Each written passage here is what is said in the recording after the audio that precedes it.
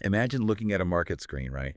And you're seeing Samsung and SK Hynix just blasting upward. I mean, hitting absolute all-time highs. Yeah. But then on the exact same day, in the exact same market, major tech names like Reddit are experiencing a brutal, like a 36% collapse. It's just a completely fractured landscape. Yeah. You have systems pulling massive amounts of capital in two completely opposite directions simultaneously. Okay, so let's unpack this. Yeah. Because for you, our listener, we are taking a highly concentrated snapshot of the market sentiment notes that you actually provided us. Right. And we're going to decode the massive financial mechanics hidden inside just a few very brief sentences. Because there is a lot hidden in there. Exactly. Your notes highlight those euphoric highs, the devastating crashes, and they note that this chaos is somehow being fueled by shifting derivative markets and something called Taco Tuesday. Which is such a great phrase. Right. So we have to figure out how a market can sustain both a euphoric rally and a devastating liquidation event at the same time.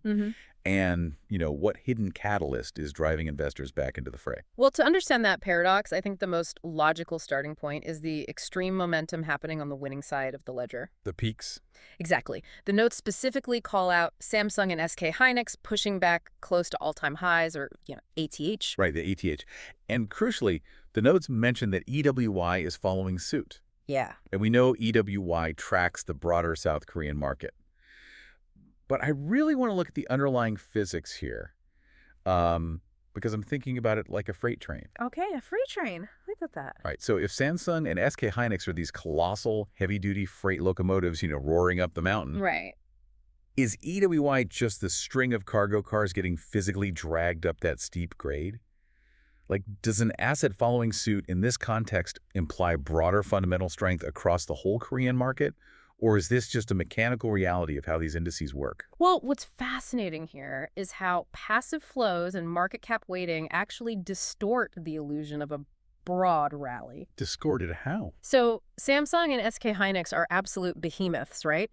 They don't just participate in the South Korean economy, they dominate its market capitalization entirely. Oh, wow. Okay. So when those two specific locomotives catch a bid and fire toward an AT, the sheer mathematical physics of a cap-weighted index means EWY has no choice but to get pulled up with them. Because they make up such a huge percentage of it. Exactly. It doesn't mean the local banks or, the smaller industrial firms in that ETF are actually thriving. Right. It's really just the gravity of the giants dictating the trajectory of the broader vehicle. Which introduces this this compounding momentum loop, because when those two names hit an all-time high, price discovery changes completely. Right? Oh, absolutely. There's no overhead supply anymore. Anyone who has ever bought those stocks is currently profitable. Right. There's no resistance. Yeah. So there isn't a massive wall of bag holders just waiting to sell at break even. They push higher, which drags EWY higher. Yep. Which then forces passive index funds to buy more Samsung and SK Hynix to rebalance, which just pushes them higher again. Precisely. I mean, it is a frictionless environment where momentum essentially feeds on itself. It's wild. It really is. Capital flows towards strength, and right now, the algorithmic and passive flows are aggressively rewarding that specific breakout. But, okay, if passive flows and momentum drive things up like that, we also have to look at what happens when forced selling drives things down. The other side of the coin. Right, because your notes pivot instantly from the unstoppable momentum of those Korean giants to a literal graveyard of major tech. Yeah, it's a stark contrast. You mentioned buying back names that, quote, crashed from macro, and the numbers are severe. Very severe. I mean, Microsoft down 21%, Robinhood down 31%, Reddit down a staggering 36%. Yeah, and the differentiation here between idiosyncratic risk and macro risk is, honestly, it's the most vital part of the equation. Break that down for me. Okay, so if Reddit drops 36% because of a massive data breach or, a completely failed earnings report. Right, something internal. Right, that is an idiosyncratic failure. The company itself is wounded. Sure. But a macro crash operates on a completely different mechanical level. So a macro crash basically implies the baby is being thrown out with the bathwater. Essentially, yes. Like, institutions are liquidating fundamentally sound premium assets just to cover margin calls or liquidity crunches elsewhere in their portfolios. That is exactly the mechanism. When the broader financial environment tightens, say, credit markets freeze, or there's a sudden spike in volatility, Things get scary. Right. Multi-strategy funds get margin calls. The prime brokers are demanding cash. And they need it now. Exactly. If you need to raise $1 billion in cash by Tuesday, you don't sell your illiquid, struggling assets because there's no buyer for them. Oh, man. So you sell your winners. You sell Microsoft, you sell your absolute best performers, you liquidate the most highly liquid premium names in your portfolio, driving their prices into the ground. Regardless of their underlying fundamentals. Regardless. Okay, that reframes the entire concept of a sell-off. I always think of it like a neighborhood power outage. Okay, how so? Like if the neighborhood loses power during a massive storm, that's the macro event, right? Right. Your TV isn't broken. It's just off right now. I like that, yeah. The seller isn't dumping Microsoft because enterprise cloud revenue is slowing down.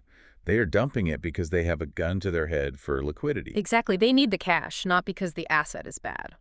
So, for the investor writing these notes for our deep dive, stepping in to, quote-unquote, buy back Microsoft after a 21% drop, it isn't some blind gamble. No, not at all. They are essentially underwriting the idea that the underlying valuation models, the discounted cash flows, the future earnings, those are entirely unchanged. They are just stepping onto the clearance rack while the original owner's house is on fire. It requires deep conviction, though, in your fundamental analysis, Oh, for sure. You have to believe that the macro storm has passed, or is at least passing, and that the mechanical selling pressure has finally exhausted itself. Right. You don't want to catch a falling knife. Exactly. If the intrinsic value of the company hasn't changed, a macro-driven 30% discount is the exact moment sophisticated capital steps back in. But if traditional tech feels too safe for a massive rebound, where does an investor go to maximize their leverage on a macro recovery? Well, that's the pivot. Right. That brings us to the next, frankly, kind of surprising line in the notes. They suggest that buying back into assets like ETH or IBIT might not be the worst idea. Yeah, the crypto plays. Right.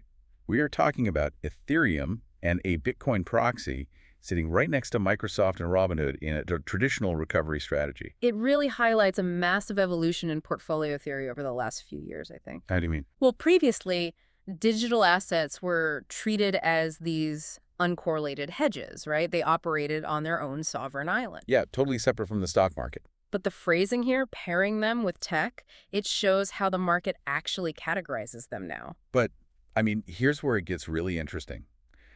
They are essentially the furthest edge of the risk curve. Oh, definitely. It's like placing chips on a roulette table.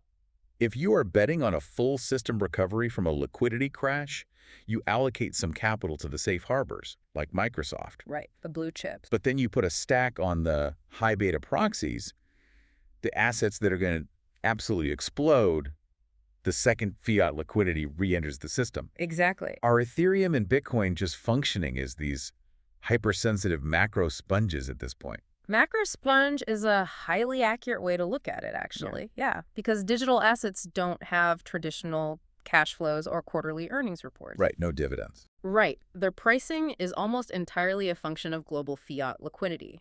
When capital is expensive and credit is tight, that sponge gets wrung out completely. Which is why we see those brutal, punishing drawdowns in crypto. Exactly. But when the macro environment shifts, when that liquidity faucet turns back on, the sponge expands. Yes, that sponge absorbs the new capital faster and more aggressively than almost any traditional equity. Oh, wow. They offer an amplified, high beta return profile that traditional tech simply cannot match, especially in the early stages of a rapid recovery. Okay, so we have the euphoric momentum of the Korean chip makers, we have the calculated clearance rack shopping of battered tech, and the high beta deployment into Ethereum. A very diverse strategy. Very. But none of those trades make sense in isolation, unless there is a unified underlying catalyst triggering them all today. Right, what's the spark? Exactly. Yeah. Why are investors pricing in this recovery right now? Yeah, the notes explicitly provide the engine for all of this. Rate cut odds. Specifically, the notes say, quote, especially as rate cut odds, 2 through 3, spiked on derivative markets today. And there it is, the skeleton key for the entire landscape. The skeleton key? Yeah, every single phenomenon we just analyzed is downstream of that one specific metric. I want to make sure we don't treat derivative markets like some mystical entity, though. Right, they aren't magic. Exactly. It's too easy to call them the financial world's crystal ball. That's such a cliche. I prefer to think of derivative markets in this context as like a financial thermostat. A thermostat. That's an interesting way to frame it. Right, because they don't predict the future.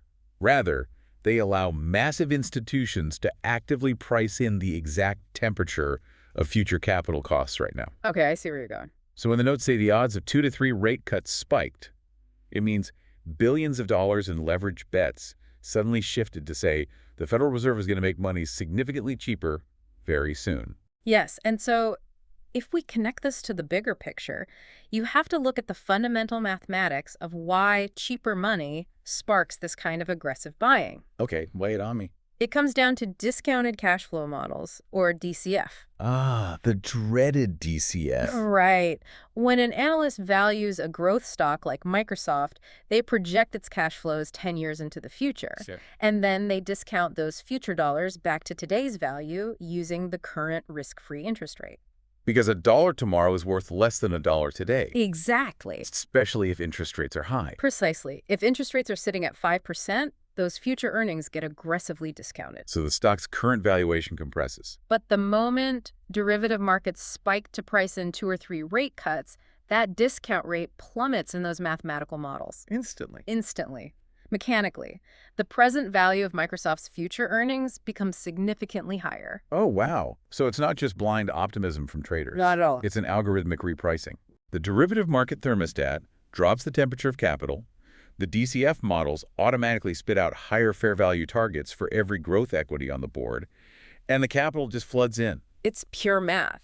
That explains the buybacks on the macro dips. It explains the rush into the high beta macro sponges like Ethereum.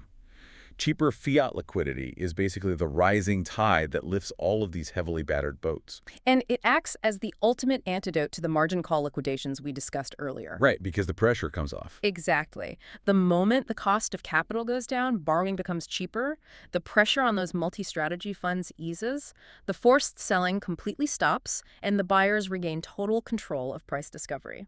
Which perfectly sets up the final and undoubtedly the most behavioral note in the entire text you sent us. The Taco Tuesday line. The Taco Tuesday line. We spent this whole time analyzing the cold, hard, algorithmic mechanics of market cap weighting and forced liquidations and discounted cash flows. The rigid stuff. Right. But the notes end on this. Quote, looks like markets and derivatives really believe in Taco Tuesday this time. It is such a stark pivot. It really is. We go from rigid mathematical models directly into the messy, irrational psychology of behavioral finance. It's the personification that gets me. Markets and derivatives really believe. Right, as if they have feelings. Yeah. A derivatives contract doesn't have a prefrontal cortex. It doesn't have beliefs. No. But the human traders programming the algorithms and clicking the buy buttons certainly do. They absolutely do. And Taco Tuesday is this mimetic colloquial shorthand. It represents a highly anticipated, predictable, and communal feast after a period of starvation. I mean, this raises an important question about the fundamental nature of modern markets, honestly. So what's that? The theory of reflexivity. George Soros wrote extensively on this. Okay, I'm familiar. He argued that markets are not always objective reflections of underlying fundamentals. Instead, the participants' perceptions of the market actually influence and alter the fundamentals of the market itself. It's like a party analogy. A party analogy. Yeah, think about it. If everyone at a party collectively believes that someone is going to show up with tacos, Okay. everyone stays at the party. Ah, I see. Right. If the entire global financial ecosystem collectively believes that a Taco Tuesday turnaround is imminent because the derivative odds shifted, their belief dictates their actions. Yes, they stop selling. They stop selling. They start deploying cash into Microsoft and Reddit. They start bidding up SK Hynix. Exactly. Does the sheer act of front-running the recovery actually manifest the recovery? Absolutely. It is the textbook definition of a self-fulfilling prophecy. Wow. When investors anticipate liquidity entering the system, they deploy their own dormant capital to beat the rush. Right. To get in early. But that deployment is liquidity. The expectation of a rate cut provides the exact market stabilization that the rate cut itself was intended to achieve. That is mind-blowing. The belief in the feast actively creates the feast. The rumor does the heavy lifting before the news even arrives. Man, when we zoom out and look at the notes you provided for us today, listener, the journey is incredible. It really covers the entire spectrum. It does.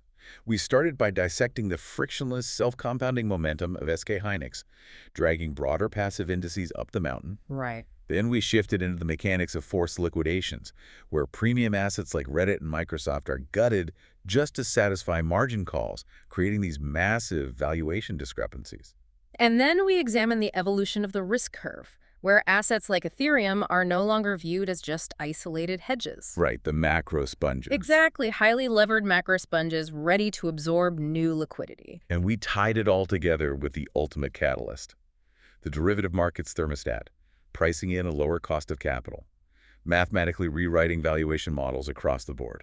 All fueled by the self-fulfilling mimetic belief in a Taco Tuesday turnaround. To you, our listener, we hope this deep dive successfully decoded the complex mechanical push and pull dynamics hidden inside your market snapshot. It's a lot to take in. It is, but it's proof that behind every ticker and percentage point, there is an intricate lattice of math, leverage, and human psychology.